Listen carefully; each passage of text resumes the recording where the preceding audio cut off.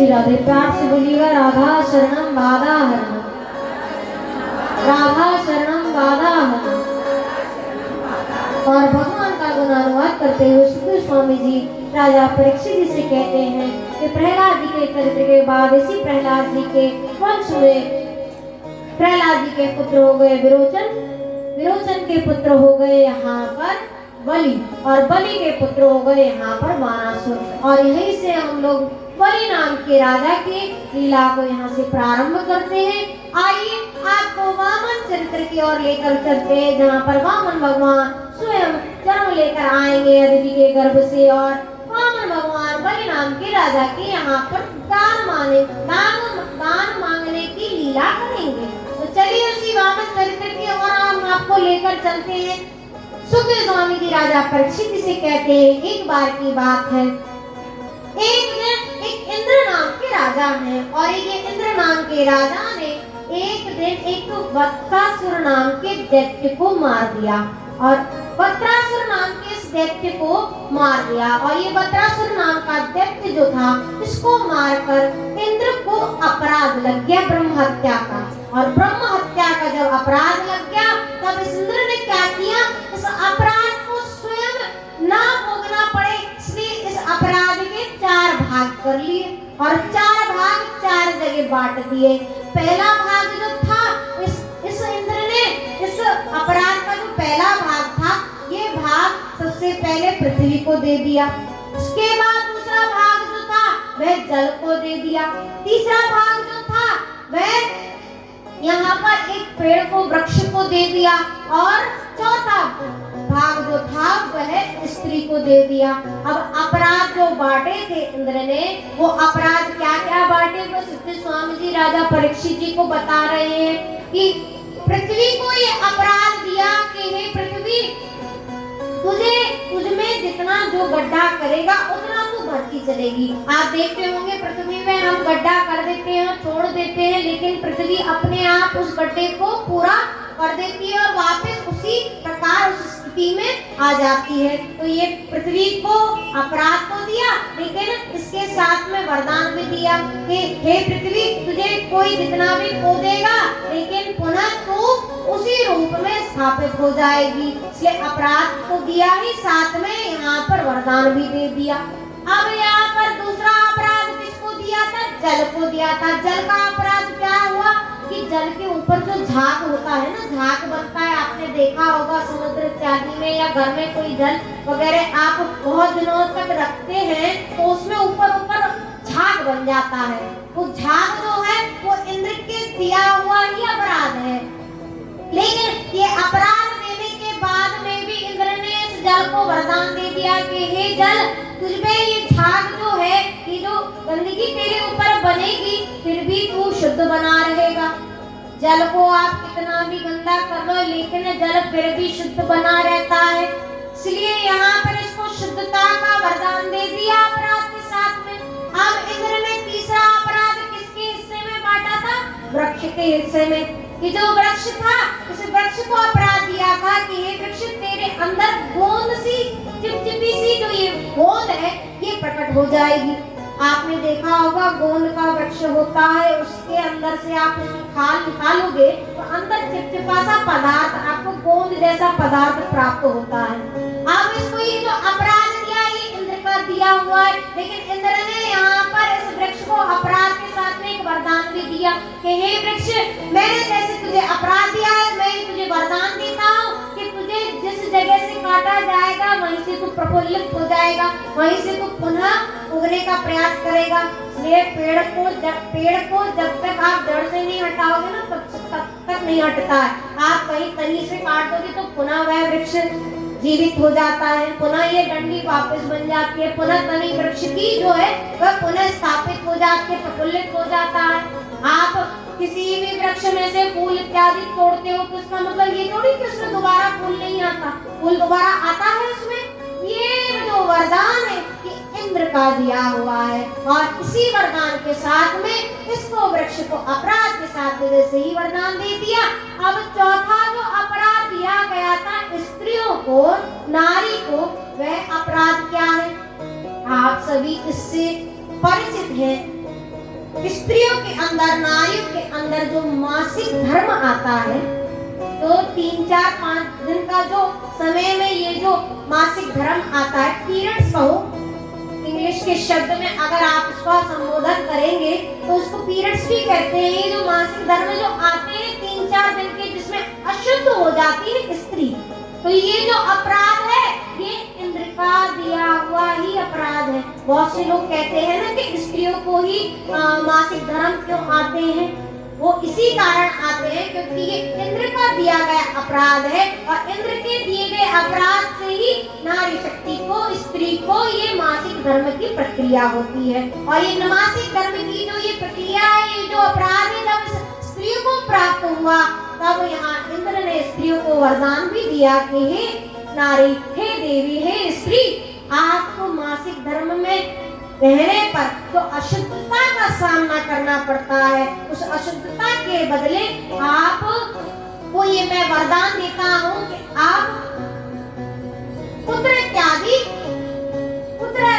बनाती रहोगी, पुत्र इत्यादि जन्म देती रहोगी, आप शुद्ध बनी रहोगी। 5 दिन छोड़ के अन्य आप उनको ये सारे पुत्र इत्यादि, ऐश्वर्य इत्यादि, संपत्ति इत्यादि का और पुत्र इत्यादि का जो ये वरदान दे दिया, तब यहाँ पर इंद्र ने कह दिया कि हे स्त्री, आप यहाँ पर अपवित्र की जगह पवित्र शुद्ध इत्यादि मानी जाएंगी। और इसी के साथ में इंद्र ने अपने अपराधों के साथ में वरदान भी सबको दे दिया।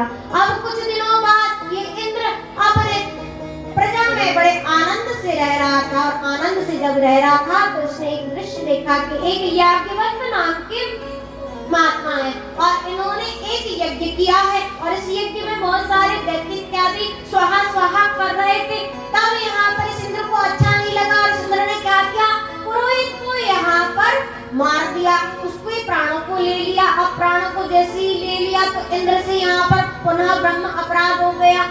याज्ञवल्क्य जी को लगा इंद्र ने अपराध किया है तो अवश्य उसी युद्ध करना चाहिए, युद्ध करके उसको परास्त जब कर दिया, तब इंद्र को लगा कि याज्ञवल्क्य जी ने यहाँ पर मुझे परास्त कर दिया। फिर भी इंद्र की जो इंद्र शक्ति थी, जो उसका प्रभाव था, वो कम नहीं हो रहा था। इंद्र बड़ा प्रभावशाली, बड़ा प्रजावान था, सारी शक्ति उसके पास में थी। इतना सुंदर वैभवशाली ये इंद्र जो था, इसके वैभव को देखकर एक दिन बलि नाम के राजा को पता चल गया, और बलि नाम का जो राजा था, इसकी दान की महिमा इतनी बढ़ गई थी कि एक दिन इंद्र के पास में खबर पहुंच गई कि ये बलि नाम का जो राजा है, बड़ा दान पुण्य करने में बड़ा ही इसका प्रभाव बन रहा है। तब बलि नाम के राजा ने यहाँ पर देखा कि इंद्र जो है वे बड़ा प्रभावशाली है, इसकी प्रजा बड़ी प्रभावशाली है, क्यों ना इंद्र का सिंहासन हमें छीन लेना चाहिए। तब बलि नाम के राजा ने क्या किया, इस इंद्र का सिंहासन, इसकी प्रजा को और इसके जो जितना संपन्न था, ये जो संपत्ति इत्यादि, इसका ऐश्वर्य था, ये जो उसका प्रभाव था, ये सारा का सारा छीन लिया। और बलि नाम के राजा ने इंद्र को यहाँ से भगा दिया, और इंद्र को जैसे ही हटा दिया, तब बलि नाम के राजा ने सारे इंद्र का सिंहासन इत्यादि छीन कर स्वयं को इसको अपना लिया, और बलि नाम के राजा इसको बड़े आनंद से लेकर रहने लगे। अब यहाँ पर ये बात जो थी, एक जने को अच्छी नहीं लग रही थी, और वह व्यक्ति कौन था, वह थी इंद्र की माँ अदिति, जो कि देवताओं की माँ है। दैत्यों की माँ तो अदिति है, जो कि कश्यप जी की दूसरी पत्नी है। पहली पत्नी जो है कश्यप जी की, वह अदिति है, जो कि देवताओं की माँ है, और देवताओं की माँ होने के कारण अपने पुत्र का जब ये सिंहासन छिन गया, तब इस माँ अदिति को अच्छा नहीं लगा, और माँ अदिति ने यहाँ पर अपने पति के पास में चली गई, और पति के पास में जाकर प्रार्थना करने लगी कि हे स्वामी, मेरे पुत्र इंद्र का सिंहासन उस बलि नाम के राजा ने छीन लिया है, सारी संपदा, सारा ऐश्वर्य उसका छीन कर बलि नाम का राजा आनंद ले रहा है। मैं चाहती हूँ कि आप कोई ऐसा पुत्र मुझे प्राप्त कराइए जिससे कि बलि नाम के राजा से वे सारा का सारा ऐश्वर्य, वहाँ संपदा सारी की सारी, और ये सिंहासन है, ये वापस लाकर मेरे इंद्र को प्राप्त हो सके। तब यहाँ कश्यप जी ने अदिति जी से कहा कि हे अदिति जी, आप एक काम करिए, आप पयोव्रत नाम का व्रत कर लीजिए, और पयोव्रत नाम का व्रत करने से आपको पुत्र की प्राप्ति हो जाएगी। तब यहाँ पर अदिति जी ने पयोव्रत नाम का व्रत कर लिया। पयोव्रत यानी पय यानी दूध को कहते हैं। और दूध पीकर पूरे दिन जो व्रत किया जाता है उसको पयोव्रत कहते हैं। और पयोव्रत नाम का व्रत जब अदिति जी ने यहाँ पर कर लिया तब इनको एक गर्भ की प्राप्ति हो गई। और गर्भ की जैसे ही प्राप्ति हुई तब इसी गर्भ से एक पुत्र का जन्म हो गया, जिसका नाम वामन रखा गया। वामन जी का जैसे ही यहाँ पर प्राकट्य हो गया, वामन जी का जन्म हो जाने के बाद वामन जी ने माता से कहा कि हे माते कहिए मैं आपके लिए क्या कर सकता हूँ। तब माँ अदिति ने कहा कि हे पुत्र वामन, तुमसे प्रार्थना है तुम्हारे भाई इंद्र का जो सिंहासन है, उसकी जो संपदा है, उसका जो प्रभाव है, वह बलि नाम का राजा लेकर आनंद ले रहा है, उससे जाकर तुम दान मांगकर ये सारी की सारी संपदा, ऐश्वर्य, सिंहासन इत्यादि तुम वापस लाकर इंद्र को दे दो।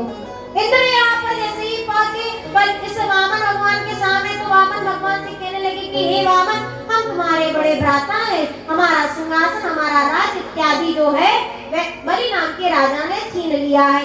अब तुम उस बलि नाम के राजा के यहाँ जाकर दान मांगो और दान मांगकर ये सारी की सारी राज इत्यादि सिंहासन इत्यादि जो मेरा छीन लिया है, जो मेरी संपदा ऐश्वर्य छीन ली है, उसको आप मुझे लाकर वापस दो। तब यहाँ पर वामन भगवान जी ने सबसे पहले दान यहाँ अपनी माता से ही मांग लिया। माता से दान मांगा, माता ने यहाँ पर कमंडलू दे दिया है, किसी ने खड़ाऊ दे दी है, किसी ने छाता दे दिया है, किसी ने अंगोछा दे दिया है, किसी ने माला दे दी है, किसी ने यहाँ पर धोती लंगोटी इत्यादि पहनने को दे दी है। और वामन भगवान यहाँ पर चल दिए हैं बलि नाम के राजा के यहाँ पर महल में। अब जैसे ही बलि नाम के राजा के यहाँ पहुँचने के लिए पहुँचे तो देखा बलि नाम के राजा का जो महल था वह नदी के उस पार था और वामन भगवान इस पार खड़े थे। बलि नाम के राजा ने यहाँ पर बहुत बड़ा यज्ञ किया हुआ था दान का। उनकी दान की महिमा इतनी बड़ी थी कि दूर दूर से ब्राह्मण देवता आते, विप्र देवता आते और दान मांगने के लिए यहाँ पर पहुँच जाते थे। तब यहाँ पर बलि नाम के राजा की दान की महिमा सुनकर एक ब्राह्मण जा रहा था बलि नाम के राजा के यहाँ पर दान मांगने के लिए। तब उस ब्राह्मण ने यहाँ पर इस बटुक वामन को देख लिया और वामन को देखकर कहने लगे कि हे ब्राह्मण देवता, आपका तेज पुंज देखकर लगता है कि आप कहीं जा रहे हैं, बताइए क्या मैं आपकी सहायता कर सकता हूँ। तब वामन भगवान ने कहा कि हे ब्राह्मण देवता, मुझे नदी के उस पार ले चलो, मुझे बलि नाम के राजा के यहाँ पर दान मांगने जाना है। ब्राह्मण देवता ने कहा कि वामन भगवान, हम भी उसी बलि नाम के राजा के यहाँ पर दान मांगने के लिए जा रहे हैं, आप भी चलिए हमारे साथ।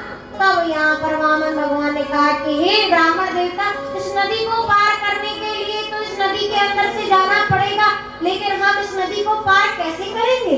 तब ब्राह्मण देवता ने कहा कि हे वामन भगवान, हे वामन जी, हे बटुक वामन, आप एक काम करिए, आप मेरे कंधे पर बैठ जाइए और मैं आपको कंधे पर बैठाकर इस नदी को पार करा देता। तब यहाँ वामन भगवान ने कहा कि ठीक है, लेकिन यहाँ पर ब्राह्मण देवता ने एक शर्त रख ली जाने से पहले, और वो शर्त ये थी, इस ब्राह्मण ने बटुक वामन से कहा कि हे बटुक वामन, हम आपको नदी को पार करा देंगे अपने कंधे पर बैठाकर, परंतु वहाँ पर आपको जो दान मिलेगा ना, उसका आधा भाग आपको हमें देना पड़ेगा। तो वामन भगवान ने कहा कि ठीक है, हम अपना आधा दान तुम्हें दे देंगे।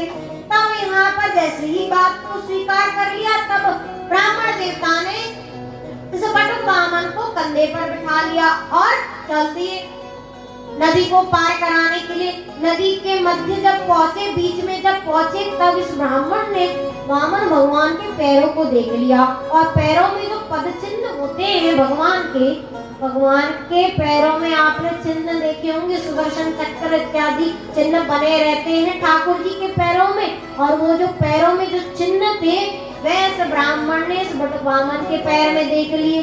अब ये ब्राह्मण देवता समझ गए ये ऐसा वैसा कोई बटुक ब्राह्मण नहीं है, ये स्वयं नारायण है। तब यहाँ पर जैसे ही किनारे पहुंचाने से पहले जब ये बीच में खड़े हुए थे ना नदी में, तब ये ब्राह्मण देवता कहने लगे कि बटुक वामन, हम जानते हैं कि आप ऐसे वैसे कोई ब्राह्मण नहीं है, आप बहुत पहुंचे हुए ब्राह्मण हो। वामन भगवान ने कहा कि हे ब्राह्मण देवता, जल्दी से उस पार पहुंचा दो। इस ब्राह्मण देवता ने कहा कि नहीं नहीं, हे बटुक वामन, हम तुम्हें पार नहीं पहुंचाएंगे, हमें बड़ी प्यास लग रही है, हम तो वामन जी कहने लगे कि हे ब्राह्मण देवता, अगर तुम डूबोगे तो हम भी तुम्हारे साथ में डूब जाएंगे, इसलिए हे ब्राह्मण देवता तुम डूबो मत। तब ब्राह्मण देवता ने कहा कि हे बटुक वामन, हम अगर डूबे नहीं तो तुम हमें ये वचन दो, या तो हम तुम्हें इस नदी से पार करा दे, या तो तुम उस घोर सागर से, जो उस घोर सागर से तुम हमें पार करा दो। ये जो दुनिया की कलेश ये संसार है, इससे पार कराने के लिए तो सिर्फ एक ही हो सकता है, वो है स्वयं नारायण। और आप स्वयं नारायण है, भगवान है। अगर आपको मुझे उस घोर सागर के पास पार कराना है तो आप ही करा सकते हो, अन्यथा मैं यही आपको डुबा दूंगा, खुद भी डूब जाऊंगा और आपको भी डुबा दूंगा। भगवान ने कहा कि ठीक है ब्राह्मण देवता, अवश्य हम तुम्हारी बात को मानेंगे। और ब्राह्मण देवता ने यहाँ पर वामन जी को किनारे पहुंचा दिया और भगवान ने इसकी इच्छा को पूरा कर दिया। और वामन जी यहाँ पर पहुंच गए बलि नाम के राजा के यहाँ पर। जितने भी बलि नाम के राजा के यहाँ पर दान मांगने आए हुए थे ना दानी, सब वामन भगवान को देखकर आश्चर्य में पड़ गए कि इतना सुंदर, इतना छोटा सा बटुक वामन, इतना बड़ा तेज पुंज राशि वाला ये जो ब्राह्मण है, ये कैसा सुंदर दिख रहा है, कि कितना प्यारा लग रहा है, कितना तेज पुंज वाला लग रहा है। ये देखकर सब प्रसन्नचित्त होने लगे। यहाँ पर बलि नाम के राजा ने जब इस बटुक वामन को देखा तो लगा बलि नाम के राजा को कि मेरे यहाँ कहीं सूर्य तो नहीं आ गए, मेरे यहाँ कोई प्रकाश तो नहीं आ गए, कहीं उन्होंने तो मेरे यहाँ दान मांगने के लिए तो नहीं आए। ऐसा सोचकर जब देखा वामन भगवान को तो बड़ा आनंद आ गया और वामन भगवान से कहने लगे कि हे बटुक वामन जी, हे वामन जी आइए बैठिए, विराजमान हुए। आसन दिया, उनका स्वागत किया बड़े सुंदर रूप से और कहा बलि नाम के राजा ने कि हे वामन जी कहिए आपको क्या दान में चाहिए।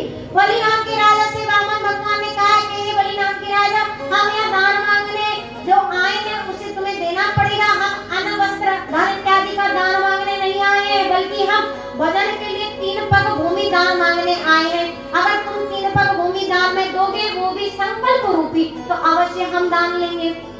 यहाँ पर बलि नाम के राजा ने कहा कि अवश्य वामन भगवान हम आपको 3 पग भूमि दान में देंगे, लेकिन संकल्प में देंगे। जब संकल्प की बात आई तो बगल में बलि नाम के राजा के जो गुरु थे, दैत्य गुरु शुक्राचार्य जी, वो खड़े थे। उन्होंने नेत्र बंद कर देखा कि कौन है ऐसा कि जो कि संकल्प रूपी दान मांग रहा है, तो पता चला कि ये स्वयं नारायण है। छल का रूप लेकर आए वामन बनकर और यहाँ पर जितना भी बलि नाम के राजा का श्री है, जो उसका श्री तेज पुंज है, वो सबका सब लेकर चले जाएंगे।